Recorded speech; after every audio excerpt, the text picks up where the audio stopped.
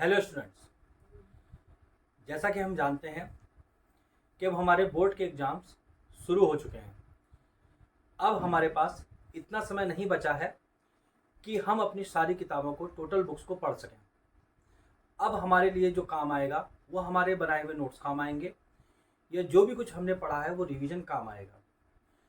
अब सवाल ये उठता है कि इतने कम समय में हम कैसे अधिक से अधिक मार्क्स लाने के लिए पढ़ें कि हमको पूरी बुक भी ना पढ़नी पड़े और हमारे मार्क्स भी अच्छे आ जाएं। तो स्टूडेंट्स, इस वीडियो में मैं आपके लिए वो सुपर टिप्स लेके आया हूँ जिसमें आप कम समय में पढ़कर भी अच्छे मार्क्स स्कोर कर सकते हैं अगर आप इन सुपर टिप्स को फॉलो करेंगे। Students, welcome to my channel Anubhuti classes, the world of knowledge, and I am Rahul Saxena.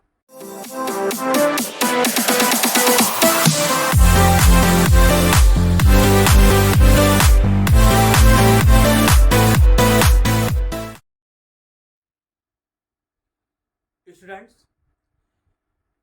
मैं जो आपको एक टिप्स बताने वाला हूं, अगर आप इसको फॉलो करते हैं तो आपके पेपर्स के बीच में जो भी गैप आपको मिल रहे हैं ये उन समय के लिए, उस ड्यूरेशन के लिए है कि आप किस तरीके से उस समय, उस ड्यूरेशन में पढ़ें कि आप अधिक से अधिक स्कोर कर सकें। तो शुरू करते हैं हम अपने पहले स्टेप को। स्टूडेंट्स, हमारा पहला स्टेप है guess paper solving. Yes students, हम सभी के पास गैस पेपर्स होते हैं, हम सभी ने गैस पेपर खरीदे होते हैं, हमको गैस पेपर आसानी से सभी सब्जेक्ट्स के मिल जाते हैं।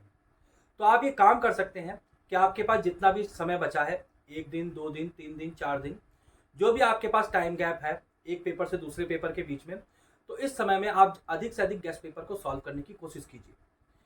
ये गैस पेपर जो होते हैं वास्तव में क्या होते हैं, आपकी पूरी बुक की समरी होते हैं। जब आप गैस पेपर को सॉल्व करेंगे तो एक तरह से आप पूरी बुक की अपनी समरी को ही तैयार कर रहे हैं।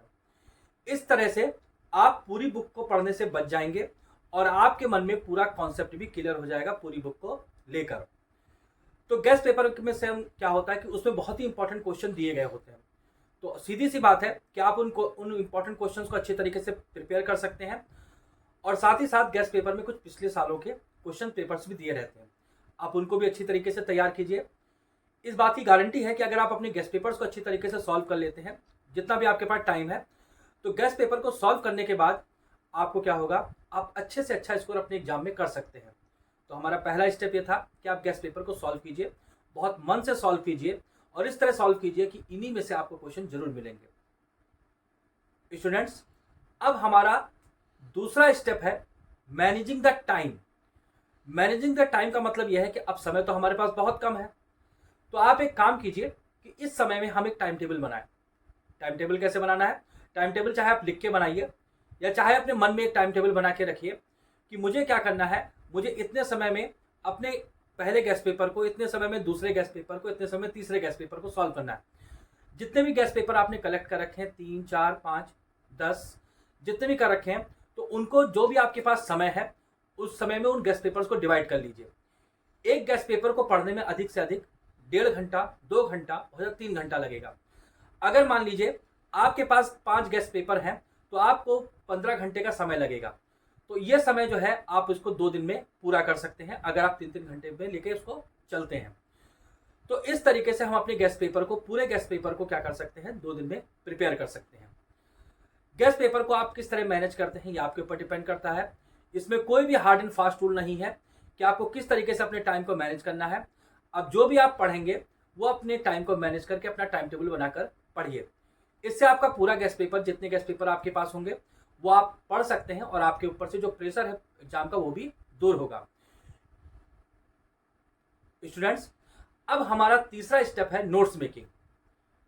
स्टूडेंट्स, अब आप कहेंगे कि ये नोट्स मेकिंग, इस समय तो समय नहीं है कि हम नोट्स मेकिंग करें। तो यहां पे मैं आपको एक बात बता देना चाहता हूं कि 2 तरह से नोट्स मेकिंग होती है।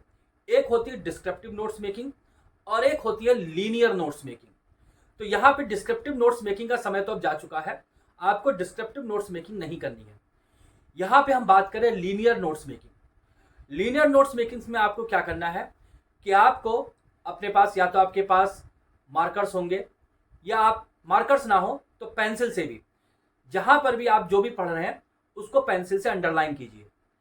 फिर उन्हीं पॉइंट्स को आप कई बार रिवाइज कीजिए, जो भी आपको टफ लग रहे हैं या जो भी आपको इंपॉर्टेंट लग रहे हैं उनको रिवाइज कीजिए। इस तरीके से आपके लीनियर नोट्स तैयार हो जाएंगे और इन लीनियर नोट्स को आप बार बार रिवाइज करते रहिए। ये लीनियर नोट्स आपके लिए आपके एग्जाम में वंडर्स करेंगे, आपको अच्छे मार्क्स प्राप्त करने में हेल्पफुल होंगे। तो इस तरीके से क्या होगा कि आप अपने लीनियर नोट्स के द्वारा बिना उसको डिस्क्रिप्टिव लिखे, बिना उसको लिखे हुए आप अच्छे से अच्छे नोट्स बना के आप तैयारी कर सकते हैं। तो लीनियर नोट्स बनाइए, इनको अंडरलाइन कीजिए, उनको अच्छी तरीके से प्रिपेयर कीजिए, अच्छी तरीके से तैयार कीजिए और बार बार उन नोट्स को रिवाइज कीजिए। कम समय में एक बहुत बेहतर तरीका है कि आप अपने बनाए हुए नोट्स को फिर से पढ़ सकते हैं, उनको बार बार रिवाइज कर सकते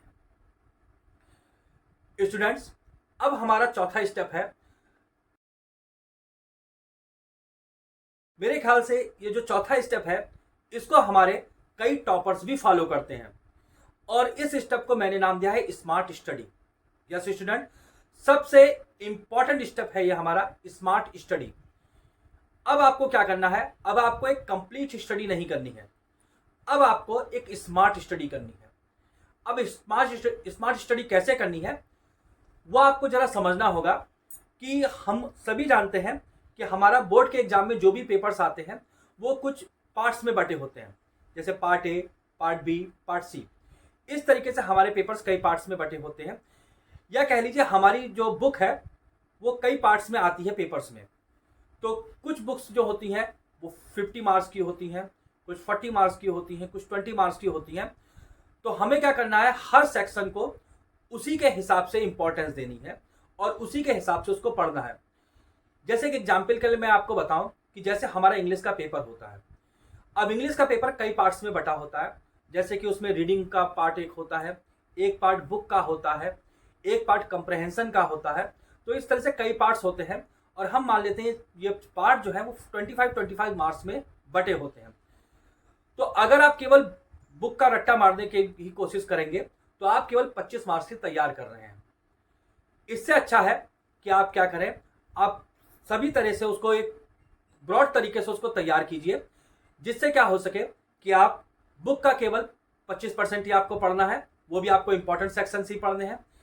इसके अलावा रीडिंग का, आपको कंप्रहेंशन का और अन्य पार्ट्स पे भी जोड़ देना है, जिससे आप क्या कर सके, सारे चारों पार्ट्स को तैयार कर सकें। ये बात केवल इंग्लिश के सब्जेक्ट के लिए नहीं है, ये सभी सब्जेक्ट्स के लिए लागू होती है। तो आप क्या कर सकते हैं, इस स्मार्ट स्टडी के टिप्स को अपना के क्या कर सकते हैं, आप अच्छी तरीके से अपने मार्क्स ला सकते हैं। तो स्टूडेंट्स, अब यही समय है, एक बात आप समझ लीजिए कि आपने साल भर में चाहे जितनी पढ़ाई की हो या पढ़ाई ना की हो, लेकिन एक बात समझ लीजिए कि जो भी पढ़ाई आप इस एग्जाम के समय करेंगे वही पढ़ाई सबसे इंपॉर्टेंट है और वही आपके साथ रहेगी। क्योंकि हमारा माइंड जो है, जब हमारे एग्जाम होने के होते हैं, वो कई गुना फास्टर काम करता है, मोर देन फास्टर काम करता है। तो आप इस समय जो भी पढ़ेंगे वो आप उसको एग्जाम में लिख के आएंगे। मेरा आपको यही सजेशन है कि जब भी आप जाएं, अपने पेपर को अच्छी तरह पढ़िए, उसको अच्छी तरह सॉल्व कीजिए, अच्छी तरीके से तैयार कीजिए और उसके बाद इन टिप्स को अपनाइए। तो निश्चित तौर पे मुझे विश्वास है कि ये 4 टिप्स को लगा के आप क्या करेंगे, आप अपने एग्जाम को अच्छी तरीके से दे सकते हैं। आपके एग्जाम के लिए आपको बेस्ट ऑफ लक। चलिए अब अगले वीडियो में मिलते हैं।